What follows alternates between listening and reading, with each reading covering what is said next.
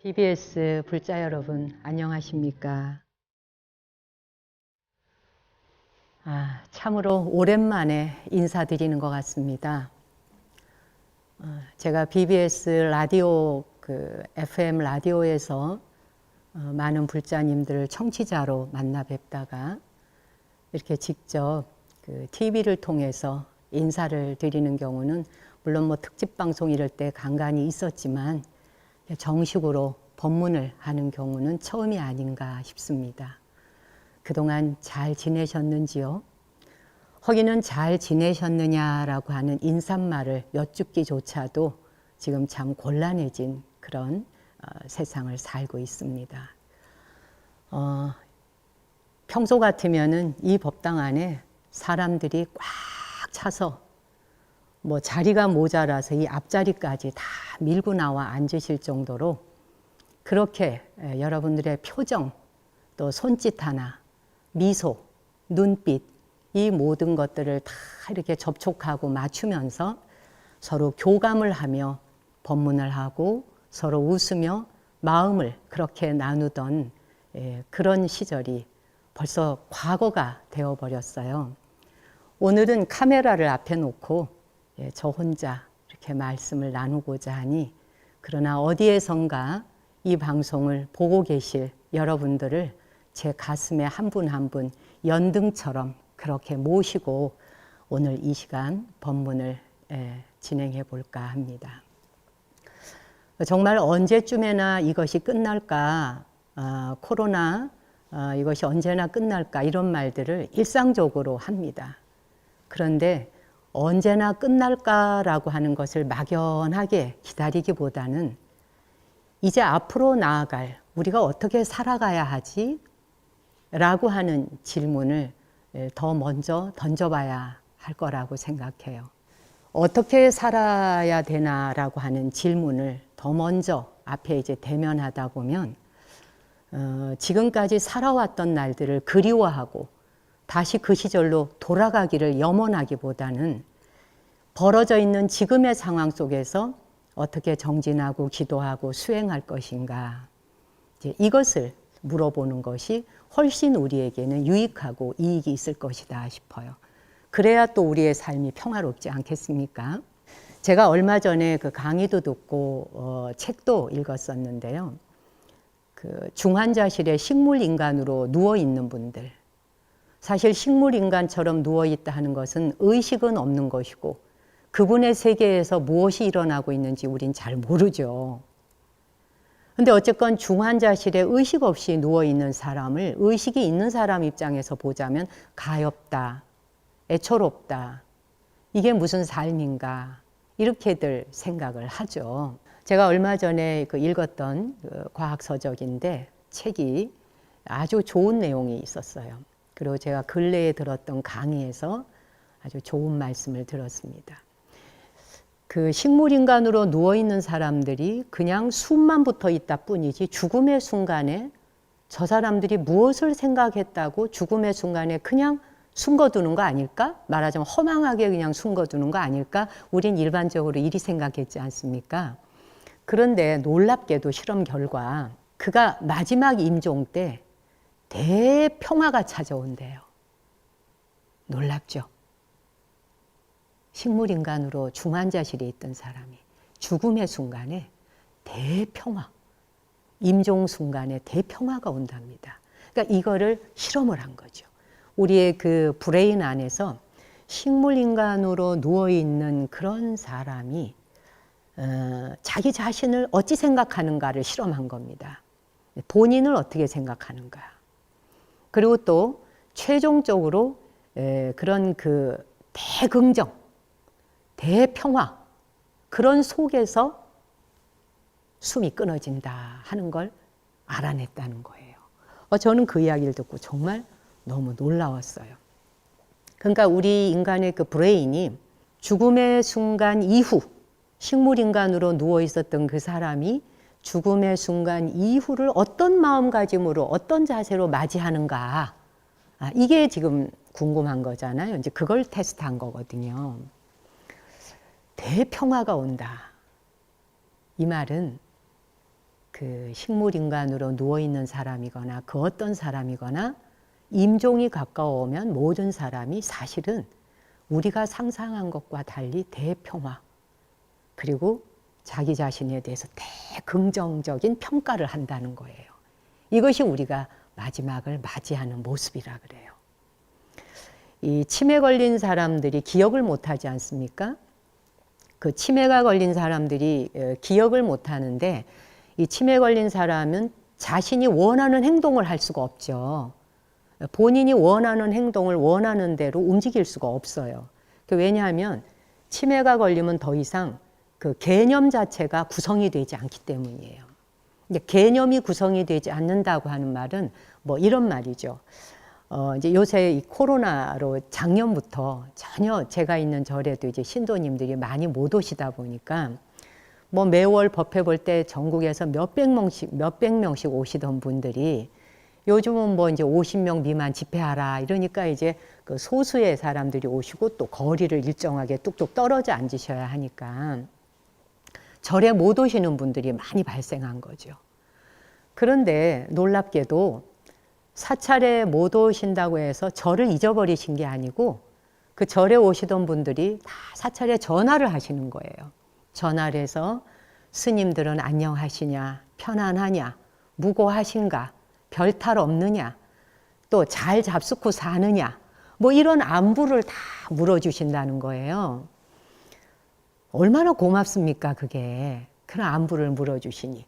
그러고는 또 막 천국에서 이게 맛있다, 저게 맛있다, 봄이 되면 미나리가 나왔다, 뭐 이렇게 계절마다 취나물이 나오면 취가 나왔다 하면서 택배를 보내주시고, 이렇게 누군가가 거리와 상관없이 어느 곳에 있든지 안부를 묻고 그 사람을 머릿속에 떠올려 기억하고 있다는 거. 그럼 뭐 택배를 받고 보면 뭐 택배 보내주셨는가 보다. 뭐 평소 같으면 말이에요. 참 고맙다. 이렇게 그냥 생각을 하죠. 그런데 신도님들을 오랜 기간 뵙지 못하다가 그 안부 전화를 해주셨다는 게 너무 감사하고 더 고마운 거예요. 그 우리가 왜 가만히 생각해 보니, 곰곰이 다시 떠올려 보니 참 감사하네, 참 고맙네 이런 말 하죠. 이게 바로 개념입니다. 무엇인가를 다시 되짚어 생각해 보니까, 되짚어 생각한다는 건 뭐예요? 하나하나 따져서 생각을 해보니 이게 참 고마웠네 라고 생각하는 게 하나의 개념 정립이에요. 근데 치매가 걸린 사람 입장에서는 이 개념이 성립이 되지 않는 거예요. 그러니까 의미가 붕괴되고 관계가 무너지죠. 예를 들면 치매 환자한테는 이 컵이 이렇게 있다. 이 컵과 물이 연결이 안 되는 겁니다. 컵이 있을 때 물을 담고 물을 담아서 마셔야 흘리지 않는다. 이 개념이지 않습니까? 근데 치매 환자한테는 컵 따로 물 따로 이것이 여기 담아서 마시는 것이라고 하는 의미가 사라지는 겁니다. 예. 그래서 아들도 못 알아보고 딸도 못 알아보고 자기 자신도 못 알아보지 않습니까? 이게 개념, 의미가 붕괴된 거예요. 의미가 붕괴되면 관계가 소멸되니까 어떻게 돼요? 셀프가 사라지게 되는 거죠. 왜냐하면 개념이라고 하는 건 셀프로 인해서 형성된 것이거든요. 근데 치매가 걸린 사람한테는 셀프가 사라진 거예요. 지금이 몇 월 며칠인지, 코로나가 왔는지 가는지, 왜 사람들이 이렇게 마스크를 쓰고 다니는지 이런 걸 전혀 알지 못하는 이 비극적인 상황. 그런 비극적인 상황인대로 반대로 치매에 걸린 사람이 얻는 게 있어요. 그들은 어떤 것도 기대하지 않는다는 겁니다. 기대하는 바가 있어야 무슨 뭐 즐거운 것도 있고 뭐 기분 나쁜 것도 있고 이럴 거 아니겠어요. 셀프가 사라지니까 치매 환자는 우울증이 없대요.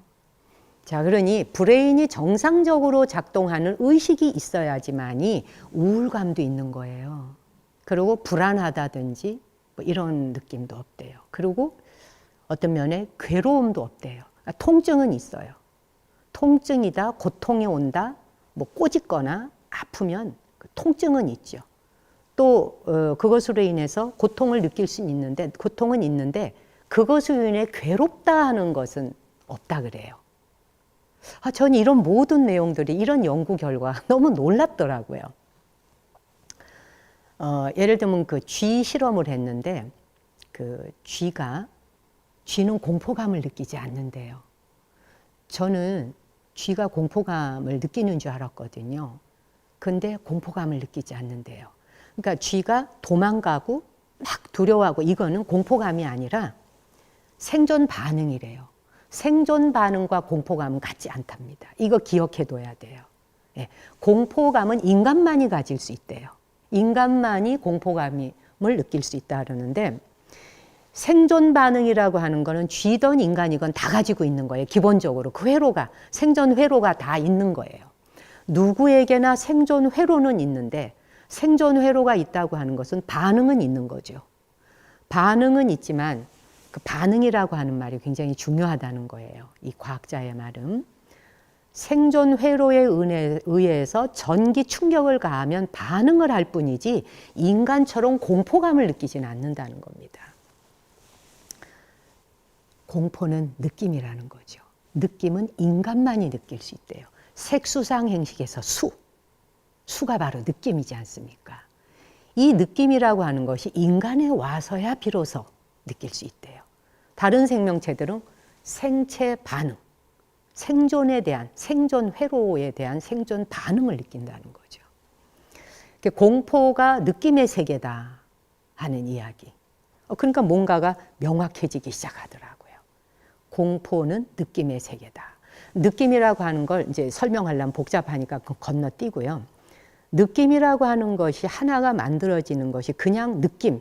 이걸 딱 잡는데 이 물이 지금 따뜻하거든요. 저한테 이 손에 와닿는데 따뜻한 느낌. 이 느낌이라고 하는 것 하나가 그냥 와닿는 게 아닌 거예요. 이 느낌 하나가 오는 데에 여기 수많은 기억들이 뒤따르고 뭐 각성 상태도 있어야 되고 뭐 쉽게 말하면 감각 또 처리도 해야 되고 뭐 복잡한 내용 다 건너뛰고요. 이런 것들을 통해서 이 느낌이 온다는 얘기예요. 이런 느낌 자체는 인간에게서 형성이 되어지고 쥐나 이런 생명체계에서는 발견되지 않았다 그래요. 그래서 아까 제가 이야기한 많은 신도님들이 스님들 편안하시냐 별거 없냐 뭐 제대로 잡수고 사시느냐 이렇게 안부를 물어주시니 너무 고맙더라. 이걸 제가 다시 기억을 더듬어 보니 고맙다는 생각을 가져오는 거 이것도 느낌이거든요. 그렇죠? 개념을 다시 정립해 보니 고마운 거거든요. 자, 이렇게 느낌이라고 하는 것은 인과적으로 재구성을 할 수 있는 게 느낌이라는 거예요. 말이 좀 어렵습니까? 근데 아까 그 예로 돌아가 보세요. 인과적으로 전화를 주셨네. 다른 때보다 이렇게 절에도 한 1년 넘게 못 오셨는데 그런데도 잊지 않고 전화를 주셨구나. 참 고맙네 라고 이렇게 인과적으로 체계적으로 생각을 해보니 고맙다는 느낌이 왔다는 거예요. 근데 쥐는 인과적으로 재구성할 수가 없기 때문에 무슨 말인지 아시겠죠? 쥐는 생존 반응만 있지 인과적으로 저 먹이를 나 먹으라고 저기 갖다 놨네 이렇게 재구성할 수 없다는 거예요. 부처님께서 이 땅에 오셔서 우리에게 어떤 법을 펼치려고 하셨는가가 항상 저에게도 화두처럼 화두 따라다니듯이 따라다니다 보니 공부도 하게 되고 또 새로운 연구 발표도 보게 되고 이제 또 강의도 듣게 되고 이러면서 배워가는 중이죠. 어쨌든 그 느낌이라고 하는 것이 인간에게만 있는 것이다. 그 이유는 인과적으로 맥락이 연결되기 때문에 느낌이 존재한다는 거예요. 색수상행식에서 수라고 하는 이 느낌이 인과적으로 재구성할 수 없으면 느낌은 발생하지 않는 거예요. 그래서 쥐는 생존 반응은 하지만 재구성할 수 없기 때문에 느낌은 없다는 거 이걸 기억해 주세요. 그래서 우리는 사람을 똑 보는 순간 저 사람 느낌 좋네. 저 사람 별론데? 라는 느낌을 말하죠. 근데 그 느낌에 대해서 설명해 보면 잘 모르겠는 거예요. 왜냐하면 느낌이 여러 가지가 같이 어울려서 엉겨붙어서 만들어진 게 느낌이기 때문에 무엇이 느낌이다 이렇게 딱 안 오는 거예요. 저 사람 참 좋네 라고 하는 건 뭔가 그 사람의 인상과 관련이 있는 사람을 내가 좋은 거를 그 사람에게 도움을 받았든 그 사람이 나한테 친절하게 대했든 무엇인가가 있었던 기억을 더듬어서 바라보기 때문에 나의 기억이 그 사람을 보는 순간 참 기분 좋네. 저 사람 느낌 좋네 하는 거죠. 근데 내 기억 속에서 나한테 불친절하게 했고 나한테 뭔가 좋지 않은 행동을 했고 좋지 않은 나쁜 말을 한 적이 있다. 근데 인상이 비슷할 때 저 사람 느낌 별로 안 좋아라고 하죠. 이 느낌이라고 하는 것이 바로 인과적으로 생각을 재구성한 것들이에요. 그래서 좋다 나쁘다를 판단하는 거죠. 자, 근데 이제 다시 돌아와서 생존 반응에 대한 이야기를 한번 해보겠습니다. 우선 생존 반응은 쥐한테도 있고 인간한테도 있다 그랬어요. 모든 생명은 다 생존 반응 가지고 있어요. 근데 이 생존 반응에 굉장히 중요한 키워드가 있는데 생존 반응에는 에너지 생존 반응이 있어요. 그건 뭔지 알죠? 먹고 살아야 되잖아요. 그죠? 에너지 생존 반응은 물도 마셔야 되고 음식도 먹어야 돼요. 자, 에너지 생존 반응을 통해서 우리가 생명을 유지하고 삽니다. 근데 에너지 생존 반응의 핵심이 뭘까요? 교감신경, 부교감신경 들어보셨죠? 네. 요즘은 이런 과학적인 사고방식이 일반화되어졌기 때문에 저 같은 사람도 불교와 과학을 넘나들며 공부를 하니까 이런 말도 서로 매칭해서 이야기를 할 수 있고 공부할 수 있고 들을 수 있고 나눌 수가 있고요. 너무 멋진 세상인 거예요. 이 세상이 바로 화엄의 세계 아니겠습니까?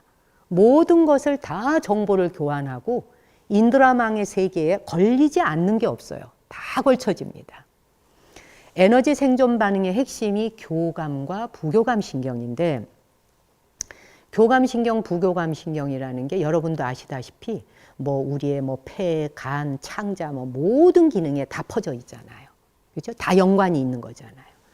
일단 교감 신경 그러면 요즘은 뭐 그냥 시골의 할머니들도 하도 들어보셔갖고 일반적으로 얘기하시더라고요. 병원에 가면 의사가 교감 신경이 너무 흥분 상태에 있습니다. 이러면서 약을 주고 이런 부교감 신경을 좀 더 활성화시키기 위해서 명상을 하세요. 뭐 이런 얘기 하잖아요. 자, 교감 신경은 교감 기둥이라는 게 있어요. 교감 기둥. 이렇게 뭐 사다리처럼 이렇게 두 개 양쪽 기둥이 이렇게 있어요. 근데 이 교감 신경은 에너지를 내게 해주죠. 그렇죠? 우리 먹고 사는데 힘을 내게 해줍니다. 원동력이 되어주죠. 근데 에너지를 계속 쓰게 되면 소모되죠. 에너지를 계속 쓰면 소모돼. 그러니까 막 싸우고 화를 내고 야, 뭐 참 막 이렇게 소리 지르면 어떻게 돼? 에너지를 쓴 것만큼 고갈되니까 소모가 되니까 에너지를 적게 쓰는 모드로 돌아와야 되죠. 에너지를 적게 쓰는 모드로 돌아오게 하는 것이 부교감 신경이죠. 이건 거의 다 아실 거예요. 하도 들어보셔가지고 우리 BBS 불교 방송에서도 요즘 과학과 불교 해갖고 뭐 강의 많이 좋은 거 하지 않습니까? 교감 신경은 에너지를 폭발적으로 쓰는 데 쓰이고 부교감 신경은 에너지를 죽이는 신경이에요. 차분하게 하는 신경인 거죠. 이것만 기억하고 따라오시면 돼요. 그 부교감 신경은 그 미주신경이라고 하는데요. 미주신경이라고는 이 단어는 외워두시는 게 좋습니다. 척수 위에 연수라고 하는 부위가 있는데 이것까지는 알지 않아도 돼요. 하여튼 그 연수 부위 가까이에 미주신경이라고 하는 게 있어요. 이 미주라고 하는 게 어지러울 미자에 달릴 주자예요. 어지럽게 달려간다. 미친 듯이 달려간다. 이게 미주신경이에요. 이제 과학자들이 왜 여기다가 미주라고 하는 이름을 붙였는가 보니까 우리 이 부교감 신경이 어디까지 퍼져 있나 이렇게 살피다 보니까 이제 뭐 그냥 뇌 전체, 내장, 뭐 창자, 간, 뭐 폐 안 들어간 데가 없어요. 오만 데 다 들어가 있어요. 그래서 그 내장에 들어가 있는 걸 추적하다 보니 너무 복잡하게 안 들어가 있는 데가 없이 막 복잡하게 들어가 있다는 사실을 알게 되고 그래서 미주라고 하는 이름을 붙였대요. 미친 듯이 달려간다. 그래서 미주신경. 미친 듯이 달려가는 신경이래요. 재밌죠? 이름을 외울 수 있잖아요. 어지러울 미자예요. 어지럽게 안 간 데가 없다는 겁니다. 어지럽게 엉켜 있다. 자, 교감신경과 부교감신경이 서로 45도 각도에서 오르고 내리고 반복하는 거예요. 교감신경이 에너지를 쓰느라고 위로 착 치받아 올리면 확 화를 내고 야 하고 소리를 지를 때 부교감신경이 쫙 차분하게 내려주고 그래서 교감신경, 부교감신경이 서로가 왔다 갔다 오르면 다운시키고 오르면 다운시키고 지나치게 다운되면 살짝 에너지를 또 써서 올려주고 요걸 균형을 맞추는 거죠. 같은 평균값이 될 수 있도록 균형을 맞춰요. 요 균형을 맞추려고 하는 것을 항상성이라고 한대요. 근데 제가 여기까지 이야기를 끌고 온 것은 요 항상성은 뭐냐면 오뚜기를 상상하시면 돼요. 에너지를 팍 써서 올라갔죠. 그럴 때 다시 부교감신경이 차분하게 데리고 와요. 그래서 올라갔다 내려갔다 올라갔다 내려갔다 이 과정을 오뚜기처럼 반복해주는 요것을 평균값, 균형을 맞추기 위한 것을 항상성이라 한다. 항상성이 깨진 상태를 죽음이라고 합니다. 항상성이 깨진 거. 교감신경과 부교감신경이 균형을 이루면서 잘 작동하는 상태가 삶이에요. 이게 에너지 생존이에요. 근데 이게 깨진 상태를 죽음이라 그래요. 제가 조금 전에 교감신경과 부교감신경이 서로가 교차 반응을 하면서 평균값을 유지해 주려고 하는 것이 항상성이다. 이 균형이 잘 맞는 것을 살아있다, 생존한다 그런다. 이게 생존 반응인데 이것이 깨진 상태를 죽음이라 한다. 자, 그러면 이 항상성을 잘 유지하기 위해서 우리가 갖추어야 될 심리적, 정신적 어떤 마음 상태라는 게 있어요. 요즘 인류학자들이 그런 얘기 하잖아요. 다가오는 2050년과 2100년 뒤에 우리 인류는 어떤 방향을 향해 나아갈 것인가.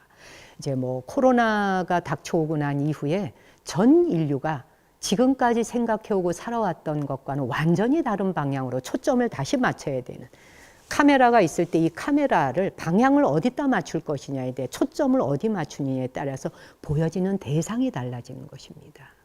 그렇죠? 내가 카메라를 어디다 렌즈를 맞출 것이냐에 대해서 보이는 게 달라지죠. 저 카메라가 지금 저를 향해서 방향을 맞추고 있으니 제 모습이 여러분에게 보이실 거예요. 근데 만약에 저 카메라 저쪽 옆으로 돌아갔다면 저 등이 보일 거예요. 그렇죠? 무엇을 바라볼 것이고 어디다가 렌즈를 맞출 것이냐에 따라서 다가오는 시대를 우리가 결정해야 된다는 거죠. 그건 우리의 선택에 달렸다는 말을 합니다. 근데 2050년, 2100년 지금 태어난 아이들이 100살을 산다면 2100년을 맞이하겠죠. 지금 이 방송을 보고 계시는 여러분 중에 80% 이상이 세상을 떠난 뒤라면 이제 태어난 아이들은 2100년이라는 다가오는 시대를 그들이 이끌어가게 될 거예요. 자, 그런데 이런 시대에, 이런 세상에 우리가 무엇을 선택할 것인가, 어떤 삶을 선택할래? 라고 하는 건 지금의 우리의 손에 달렸다는 말을 합니다. 우리의 선택에 달려있다. 그러면서 아주 중요한 얘기를 합니다. 지금까지는 먹고 사는 문제에 기술을 가르쳤다는 거죠. 100년 전으로만 돌아가 봐도 농사 짓는 방법을 가리키기 위해 씨 뿌리는 방법, 흙을 어떻게 고르고 씨를 어떻게 줄을 맞춰서 뿌리고 농사 짓는 방법, 그렇죠? 그리고 또 글 쓰는 방법, 글 읽는 방법, 남자에게 말 타는 방법, 뭐 이런 걸 가리켰다면 지금은 뭐 그런 게 다 필요 없어졌어요? 모든 정보를 동시에 교환하다 보니까 모르는 게 없습니다. 그 많은 정보를 동시에 교류하다 보니 너무 많은 걸 알아지다 보니까 어떤 정보가 나에게 유익한 건지 아닌 건지를 선택하는 기준점을 이젠 잡아야 되는 거죠. 그냥 뭐 폭포수처럼 쏟아져 내리는 그 수많은 정보가 다 우리에게 쓰임새가 있는 것이냐. 쓸모없는 것도 많잖아요. 쓸모 있는 것도 있지만. 근데 이걸 어떻게 선택할래 하는 거죠. 그러니 이제는 말 타는 기술, 농사 짓는 기술, 이런 기술을 가리킬 때가 아니라 삶의 기술을 가리켜야 된다. 이런 얘기를 합니다. 제가 이 이야기를 듣고 참 옳은 얘기다 하고 무릎을 쳤어요. 우리는 몇 천만 년 동안 계속 해왔던 일이에요, 이게. 삶의 기술을 가리키는 방법을. 인간이 어떻게 살아야 하는가. 사람은 무엇을 기준으로 살아야 하는가. 이 굉장히 중요한 거예요. 2600년 전 부따께서 바로 이 인류의 남선부주에 탄생하셔서 우리에게 남겨주셨던 유산 자체가 바로 삶의 기술입니다. 어떻게 살 것인가.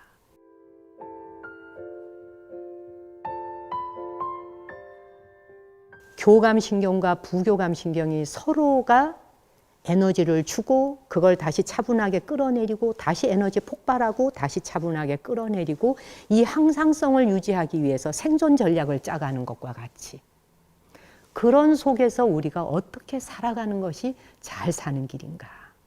이 삶의 기술에 대한 것을 부처께서 이미 선포하신 겁니다. 오늘 저는 이 자리에서 여러분께 부처님께서 인류에 오셔서 우리에게 정신적 유산으로 남겨주신 그 많은 말씀 가운데 저는 사무량심 하나를 짚어서 말씀드리고 싶습니다. 인간이 살아가는데 진정으로 필요한 것이 무엇인가? 항상성을 유지하면서 사람이 사람답게 살아가는 것, 인간이 인간답게 살아가는 것, 그러기 위해서 우리에게 필요한 삶의 기술은 과연 무엇인가? 그 삶의 기술의 가장 중요한 포인트, 부다가 설해 주신 말씀 가운데에서 저는 사무량심을 이야기하고 싶은 겁니다. 사무량심이라고 하는 건 고결한 마음 상태예요. 마음 상태가 내가 어떻게 쓰느냐에 따라 마음 상태는 정말 바보처럼 쓸 수도 있고 거지처럼 쓸 수도 있고 부자로도 쓸 수 있고 고결하게도 쓸 수 있거든요.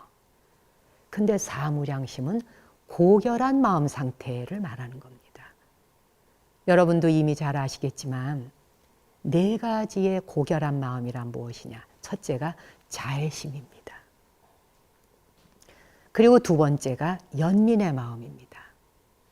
자애는 사랑으로도 표현하죠.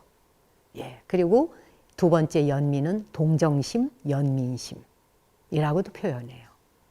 그리고 3번째가 함께 기뻐하는 겁니다. 상대방을 따라서 같이 기뻐하는 것. 그리고 4번째가 평온한 마음입니다. 평온함. 이 4가지 사무량심이 고귀한 마음 상태를 만들어줍니다. 불자라면 또는 불자가 아니라 해도 인류에 태어난 80억 인구가 우리가 삶의 기술을 터득하고 살아가야 될 마음 상태가 무엇입니까? 라고 한다면 저는 단연 4가지의 사무량심을 꼽고 싶습니다. 사무량심이 이루어지면 나머지 수행은 다 따라옵니다. 마치 감자를 캘 때 줄줄이 따라 나오는 것과 같이 사무량심을 실천하다 보면 사성제 8종도 그냥 따라가죠. 12연기 그냥 따라가죠. 뭐 육바람일 따라가죠. 신구이 삼업 청정하게 사는 거 다 따라가죠. 어느 것도 배제할 수 없습니다. 이 사무량심이라는 고결한 마음 상태 하나를 유지하게 되면 우리 인간이 살아가는데 삶의 기술을 바로 이 사무량심으로만 익힐 수 있다. 사무량심을 선택하여 살아갈 수만 있다면 그러면 정말 우리가 살아가는 세상은 평온해진다는 겁니다. 이 4가지를 브라하마 위하라라고 합니다. 팔리어로는요. 브라흐마, 신의 세계죠. 브라하마 위하라. 신들의 거주처라는 뜻이거든요. 4가지 사무량심, 고결한 마음 상태에 머물러 사는 것은 신이 사는 세상이다. 신들이 모여 사는 거주처와 같다. 이런 표현을 해서 브라흐마 위하라라고 말을 해요. 자, 우리가 이 4가지의 마음을 익히고 살아갈 수 있다면 말이에요. 사회생활에서 일어나는 온갖 잡다한 인간관계의 번잡한 것들, 그 어려운 모든 온갖 상황들을 원만하게 해결할 수 있는 정말 만병통치약이 됩니다. 우리 왜 만병통치약 이러면 그 사기성이 있다 그러잖아요. 그런데 이 사무량심의 만병통치약은 전혀 사기성이 없습니다.